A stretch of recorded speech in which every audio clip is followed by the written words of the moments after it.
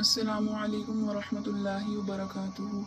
نحمدہ ونصلی علی رسولہ الکریم اما بعد فاعوذ باللہ من الشیطان الرجیم بسم اللہ الرحمن الرحیم۔ سپارہ نمبر 2 رکوع نمبر 6۔ لیس البر نیکی یہ نہیں ہے ان تولو کہ تم لوگ پھیر لو وجوہکم اپنے چہروں کو قبل المشرقی مشرق کی جانب والمغربی اور مغرب کی جانب، یعنی اللہ رب العزت فرما رہے ہیں کہ اگر تم اپنے چہروں کو مشرق کی جانب یا مغرب کی جانب پھیر لیتے ہو تو یہ ساری کی ساری نیکی نہیں ہے۔ ولیکن البر لیکن نیکی کیا ہے؟ من آمن باللہ جو شخص ایمان لائے اللہ پر، والیوم الآخری اور آخرت کے دن پر، والملائکتی اور فرشتوں پر ایمان لائے، والکتابی اور آسمانی کتابوں پر ایمان لائے، والنبیین اور نبیوں پر ایمان لائے۔ اب یہاں جو آیت مبارکہ میں ذکر ہوا کہ نیکی یہ نہیں کہ تم اپنے چہروں کو مشرق یا مغرب کی جانب پھیر لو، تو اس آیت کا جو شان نزول ہے وہ یہ ہے کہ جب تحویل قبلہ کی آیات وغیرہ نازل ہوئی، جیسے کہ دوسرے سپارے کے شروع میں بیان کیا گیا، جب اللہ رب العزت نے بیت المقدس سے حکم فرمایا کہ اب آپ لوگ قبلہ جو ہے وہ مکہ کی یعنی بیت اللہ کو بنا لیں، تو جب اللہ رب العزت نے اس بات کا حکم دیا تو جو یہودی ہیں اور جو مکہ کفار مکہ وغیرہ کے انہوں نے کافی اعتراض وغیرہ کیا کہ یہ کیسا دین ہے کہ ایک طرف کو کہتے ہیں اللہ رب العزت کی اس طرف قبلہ بنا لو اور دوسری طرف قبلہ بنا لو، تو انہوں نے بہت زیادہ بحث اور مباحثہ شروع کر دیا اس بات کو لے کر۔ حالانکہ پہلے بھی اللہ رب العزت نے یہ ارشاد فرمایا تھا کہ تم اس کی بحث میں نہ پڑو بلکہ جو اپنے اعمال ہیں ان کو درست کرو۔ تو اللہ رب العزت نے پھر دوبارہ ہی آیت مبارکہ نازل فرمائی کہ نیکی تم صرف اسی بات کو نہ سمجھو کہ قبلہ یہ ہوگا تو ثواب ملے گا، یہ نہیں ہوگا تو ثواب نہیں ملے گا، بلکہ بات یہ ہے کہ جو اللہ رب العزت کا حکم مانے گا اور جس قبلے کو اللہ رب العزت جب بھی متعین فرمائیں گے وہ وہی قبلہ ہوگا اور اسی میں جو ہے ثواب وغیرہ ہوگا۔ تو بلکہ نیکی کیا ہے کہ تم ایمان لاؤ اللہ رب العزت پر اور آخرت کے دن پر اور فرشتوں پر اور آسمانی کتابوں پر اور نبیوں پر، ایمان لاؤ وآت المالا اور تم مال دو علی حبہ اللہ رب العزت کی محبت میں، کس کو مال دو؟ ذوی القربا جو ہیں وہ رشتہ داروں کو مال دو، والیتاما اور مسکینوں کو اور یتیموں کو مال دو، والمساکین اور مسکینوں پر مال خرچ کرو، وابن السبیلی اور مسافروں پر مال خرچ کرو، والسائلین اور سوال کرنے والوں پر مال خرچ کرو، اور پھر رقابی اور غلاموں کے چھرانے میں مال خرچ کرو یعنی قیدیوں کے چھرانے میں۔ پہلے ایمان کا ذکر تھا کہ ایمان کس پر لانا ہے، اور پھر اللہ رب العزت نے بتایا کہ مال کس پر، مطلب کہ اللہ رب العزت کی محبت میں کس کو مال دینا ہے۔ پھر فرمایا وقام الصلاۃ اور کیا کرو؟ نماز قائم کرو، وآت الزکوٰۃ اور زکوٰۃ ادا کرو۔ یہاں پر اللہ رب العزت نے زکوٰۃ کا جو الگ سے حکم دیا، اور پھر جو اوپر پہلے اللہ رب العزت نے یتیموں کو، مسکینوں کو، قرابت داروں کو جو مال دینے کا حکم دیا، تو اس سے معلوم ہوتا ہے کہ اپنے مال میں سے صرف زکوٰۃ دینا ہی ایک حق نہیں ہے، بلکہ یتیموں، مسکینوں، مسافروں اور سوال کرنے والوں اور رشتہ داروں کو اور جو ہے وہ غلاموں کو چھڑانے میں بھی مال دینا چاہیے۔ اب جو اوپر اللہ رب العزت نے یہ فرمایا وآت المالا اور مال تم دو علی حبہ، ایک یہ جو حبہ کی جو ضمیر ہے اس میں 3 احتمالات ہیں۔ پہلا یہ کہ تم حبہ کی جو ضمیر ہے اللہ رب العزت کی طرف لوٹ رہی ہے کہ اللہ رب العزت کی محبت میں ان سب کو مال عطا کرو، اور جو دوسرا ہے کہ حبہ کی جو ضمیر ہے وہ عطا کی طرف لوٹ رہی ہے، وآت المالا یعنی جو مال عطا کرتے ہیں، حبہ کی ضمیر جو عطا کی طرف ہے یعنی وہ مال عطا کرتے ہیں، یعنی کہ جبراً عطا نہیں کرتے بلکہ وہ مال عطا کرنے پر راضی ہوتے ہیں۔ اور جو تیسرا احتمال ہے جو ضمیر ہے یہ مال کی طرف لوٹ رہی ہے، یعنی ایسے لوگ جو مال تو دیتے ہیں، مال دیتے ہیں علی حبہ مال کی محبت میں، یعنی انہیں مال محبوب بھی ہوتا ہے، یعنی کہ اور مال کی جو ہے ان کے دلوں میں مال سے محبت بھی ہے، لیکن اس کے باوجود وہ جو ہیں وہ لوگ ان تمام رشتہ داروں وغیرہ پر مال خرچ کرتے ہیں۔ تو یہ 3 احتمالات ہیں۔ آگے فرمایا والموفون اور وہ یعنی کہ عہدوں کو پورا کرتے ہیں، بعہدہم اپنے عہدوں کو، اذا عاہدوا جب ان سے عہد کیا جاتا ہے، والصابرین اور وہ صبر کرتے ہیں، فی البأساء تنگی میں، والضراء اور پریشانی کے وقت، وحین البأس اور جنگ کے وقت، 3 جگہوں پر صبر کرتے ہیں۔ صبر کی جو اقسام ہے وہ پہلے گزر چکی ہیں، کہاں پر صبر کرتے ہیں؟ تنگی میں، پریشانی میں اور جنگ کی حالات کے وقت بھی وہ صبر کرتے ہیں۔ اولئک الذین صدقوا، یہی وہ لوگ ہیں صدقوا جو سچے ہیں، جنہوں نے سچ کر دکھایا۔ اولئک هم المتقون، اور یہی لوگ ہیں پرہیزگار۔ قرآن میں جہاں بجا جو ہے وہ پرہیزگاری کا لفظ استعمال ہوا ہے، تو معلوم ہوتا ہے کہ جو تمام کام جو کرنے کے ہیں یہ سارے کے سارے تقوی کا کام ہے، یعنی ایمان لانا، مال خرچ کرنا وغیرہ۔ آگے فرمایا یا ایھا الذین آمنوا، اے ایمان والو، کتبہ فرض کر دیا گیا ہے، علیکم تم پر، القصاص قصاص کو، فی القتلی مقتولوں کے بارے میں۔ اب قصاص کیا ہے؟ یعنی کہ برابری سرابری، اور اس کے معنی ہے مماثلت، یعنی جتنا ظلم کسی نے دوسرے پر کیا ہے اسے اتنے کا ہی بدلہ لیا جائے گا۔ تو آگے فرمایا الحر بالحر، اگر کسی نے آزاد کو قتل کیا تو اس کے بدلے میں آزاد قتل کیا جائے گا۔ والعبد بالعبد، اور اگر کسی نے غلام نے قتل کیا ہے تو اس کے بدلے میں غلام ہی کو قتل کیا جائے گا۔ والانثی بالانثی، اور عورت کے بدلے میں عورت کو ہی قتل کیا جائے گا۔ اب یہ آیت مبارکہ نازل ہوئی تو ان کا شان نزول کچھ اس طرح ہے کہ کچھ دو قبیلے تھے، ان میں آپس میں جنگ وغیرہ ہوئی اور دونوں قبیلوں کے جو لوگ تھے وہ مارے گئے۔ پھر وہ دونوں قبائل جو تھے نا وہ مسلمان ہو گئے۔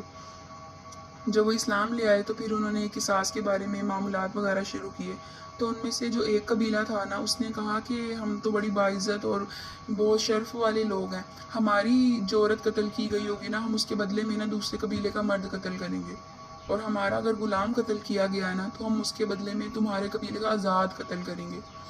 تو پھر اللہ رب العزت نے یہ آیت مبارکہ نازل فرمائی کہ یہ جو قصاص ہے اس میں کوئی باعزت اور کوئی کسی کو شرفیت حاصل نہیں ہے، یعنی یہ نہیں ہوگا کہ غلام کے بدلے میں کسی آزاد کو قتل کیا جائے گا، بلکہ جو قصاص کا معاملہ ہے اس میں سب برابر ہوں گے، یعنی الغرض قاتل کو ہی مقتول کے بدلے میں قتل کیا جائے گا۔ آگے فرمایا فمن عفیا، بس جس شخص کو معاف کر دیا گیا، لہو اس کی طرف سے، من اخیہ اس کے بھائی کی طرف سے، شیئن کچھ بھی، یعنی کہ اگر جو قاتل ہے اسے معاف کر دیا گیا ہو، یعنی ورثاء نے، مقتول کے ورثاء نے اس کو معاف کر دیا گیا ہو، فاتباع بالمعروف، تو اس کے لیے اتباع کرنا ہے اچھے طریقے سے، واداء الیہ باحسان، اور اچھے طریقے سے اس کو ادا بھی کرنا ہے دیت کو، یعنی کہ اگر قاتل، یعنی کہ ایک شخص قتل ہوا ہے تو جو شخص قتل ہوا ہے نا اس کے وارثین نے نا جس نے قتل کیا ہے اس کو معاف کر دیا، تو پھر جو ہے وہ اسے قصاص ساقط ہو جائے گا، یعنی اسے بدلے میں قتل نہیں کیا جائے گا، ہاں بدلے میں دیت لے لی جائے گی۔ اسی کو فرمایا کہ دیت کو اچھی طرح سے احسان، اچھی طرح سے ادا کر دو۔ اب دیت کتنی ہوگی؟ دیت ہوگی 100 اونٹ، 100 اونٹ لے لیے جائیں گے، یا 1000 دینار، یا 10,000 درہم۔ درہم جو ہوتا ہے وہ چاندی کا ہوتا ہے اور دینار وہ سونے کا ہوتا ہے۔ یعنی قصاص کا معاملہ کچھ اس طرح سے ہے کہ قاتل کو یا تو قصاص کے بدلے میں قتل کیا جائے گا مقتول کے بدلے میں، یا تو اگر مقتول کے، یعنی کہ اگر ایک والد کو قتل کیا گیا، والد کے اب 2 بیٹے ہیں، ان 2 بیٹوں میں سے اگر ایک نے بھی معاف کر دیا نا قاتل کو تو خود بخود جو قصاص ہے وہ ساقط ہو جائے گا، دیت لازم آ جائے گی، یعنی اب قاتل کو ہم کچھ بھی نہیں کہہ سکتے، اس سے صرف دیت کا مطالبہ کر سکتے ہیں۔ اور اس کے علاوہ اگر کوئی مال آپس میں طے ہو جاتا ہے کہ اتنا اتنا تم اگر دو گے تو ہم قاتل کو چھوڑ دیں گے، تو وہ مال بھی رضامندی سے جائز ہے۔ اور جو اگر انہوں نے دیت وغیرہ لے لی تو وہ دیت اب 100 اونٹ جو ہیں وہ ان 2 بیٹوں میں کس طرح سے تقسیم ہوں گے؟ اسی طرح سے تقسیم ہوں گے جس طرح سے ان کا وراثت میں حصہ ہوگا، یعنی اگر بیٹیاں بھی ہیں ساتھ تو ان کو کم ملے گا، بیٹوں کو جو ہے وہ ان کو زیادہ ملے گا۔ ذالک تخفیف من ربکم، یہ تمہارے رب کی طرف سے تخفیف ہے، یعنی کمی ہے، ورحمت، اور یہ رحمت بھی ہے۔ واقعی میں یہ چیز رحمت ہے کہ اگر اللہ رب العزت نے دیت مقرر نہ کی ہوتی تو قاتل کو تو پھر قتل ہی کیا جاتا۔ آگے فرمایا فمن اعتدی، پھر جو شخص حد سے بڑھ گیا، بعد ذالک، اس کے بعد، یعنی ایک شخص ہے اس نے قاتل کو معاف بھی کر دیا ورثاء نے، لیکن اس کے بعد دیت لے لی اور جو ہے وہ پھر دوبارہ قاتل کو قتل بھی کر دیا، تو اللہ رب العزت فرما رہے جس شخص نے اس طرح کی زیادتی کی فلہ عذاب علیم، اس کے لیے تو دردناک عذاب ہے۔ آگے فرمایا وَلَكُمْ فِي الْقِصَاصِ، اور تمہارے لیے جو قصاص ہے، حیاتن، اس میں کیا ہے؟ زندگی ہے۔ اب قصاص لینے میں زندگی کس طرح ہے؟ حالانکہ قصاص میں تو قاتل کو قتل کر دیا جاتا ہے کیونکہ قاتل نے قتل کیا ہوتا ہے، تو قصاص میں زندگی اس طرح ہے کہ اگر ہم کسی قاتل کو وہ جو ہے مقتول کے بدلے میں قتل کریں گے تو آگے سے جو اس علاقے میں جو لوگ وغیرہ ہوں گے ان کے سامنے جب اس طرح کا قتل کیا جائے گا، یعنی قاتل سے بدلہ لیا جائے گا، تو لوگ خود دوبارہ قتل کرنے سے رک جائیں گے اور کتنی زیادہ زندگیاں بچ جائیں گی۔ اس لیے اللہ رب العزت نے فرمایا کہ قصاص میں حیاتن، زندگی ہے، یا اولی الالباب، اے عقل مندو، لعلکم تتقون، کہ شاید کہ تم پرہیزگاری اختیار کر لو۔ کتبہ اب دوبارہ فرض کر دیا گیا ہے علیکم تم پر، اذا حضرا جب کہ حاضر ہو جائے، یعنی کہ آ جائے احدکم الموت تمہارے کسی ایک کے پاس موت، یعنی جب کسی کے پاس موت کا وقت آ جائے، ان طرح کا خیرن الوصیت تو وہ جو اس نے ترکہ چھوڑا ہے اس میں وصیت کر دے، للوالدین اپنے والدین کے لیے وصیت کر دے، والاقربین اور رشتہ داروں کے لیے کچھ وصیت کر دے، بالمعروف دستور کے مطابق، حقا علی المتقین یہ متقیوں کے لیے، متقیوں پر یہ بات حق ہے، یعنی واجب ہے۔ اب اللہ رب العزت نے یہاں فرمایا کہ تم میں سے کسی ایک کے پاس اگر موت کا وقت آ جائے تو اسے چاہیے کہ وصیت کر دے۔ یہ آیت جو ہے اس وقت نازل ہوئی جب جو سورۃ النساء کی بقیہ آیات وغیرہ اللہ رب العزت نے جو ہے تفصیل کے ساتھ ورثاء کے حصے بھی مقرر نہیں کیے تھے، یہ آیت اس وقت نازل ہوئی تھی کہ تم لوگوں میں سے خود ہی کوئی وصیت کر دے، والدین کے لیے بھی رشتہ داروں کے لیے بھی دستور کے مطابق۔ لیکن جب سورۃ النساء کی وہ آیات وغیرہ نازل ہوگی جس میں اللہ رب العزت نے وہ یوصیکم اللہ والی آیات مبارکہ جس میں اللہ رب العزت نے ڈیٹیل کے ساتھ ہر ایک کا حصہ مقرر کر دیا، تو پھر اس سے یہ آیت منسوخ ہو گئی، کیونکہ اللہ رب العزت نے جب خود ہی حصے مقرر کر دیے تو جس کے پاس موت حاضر ہو جائے اسے کیا فائدہ جو ہے وہ حصے وغیرہ مقرر کرے۔ اور ایک بات یاد رکھیں، جو وصیت ہے وہ 1/3 مال سے زیادہ جائز نہیں ہے، یعنی اگر حصے تو مقرر ہیں سب کے، بیٹوں وغیرہ کے، بیٹیوں وغیرہ کے، لیکن اگر جو مرنے والا شخص ہے وہ اگر کسی دوسرے کے لیے یعنی کہ باہر کے کسی بندے کے لیے وصیت کرنا چاہتا ہے تو وہ 1/3 کے اندر ہی وصیت کر سکتا ہے اپنے مال میں سے، اس سے زیادہ وصیت کر کے وہ دوسروں کے حق میں زیادتی نہیں کر سکتا۔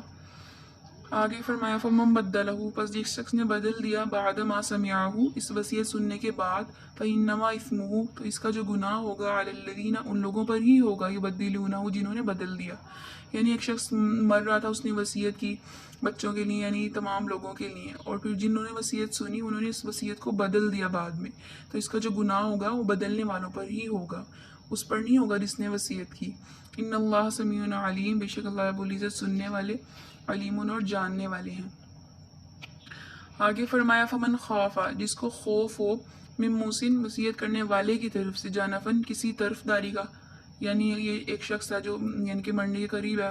اور لوگوں کو یعنی کہ خوف ہے کہ یہ کسی کی طرف داری کر کے کسی کو زیادہ حصہ نہ دے دیں، او اثمن یا پھر گناہ کا خوف ہے، فاصلح بینہم تو چاہیے کہ آپس میں وہ صلح کریں، فلا اثم علیہ صلح کروا دیں تو فلا اثم علیہ پھر ان پر کوئی گناہ نہیں، ان اللہ غفور رحیم بے شک اللہ رب العزت بخشنے والے اور رحم کرنے والے ہیں۔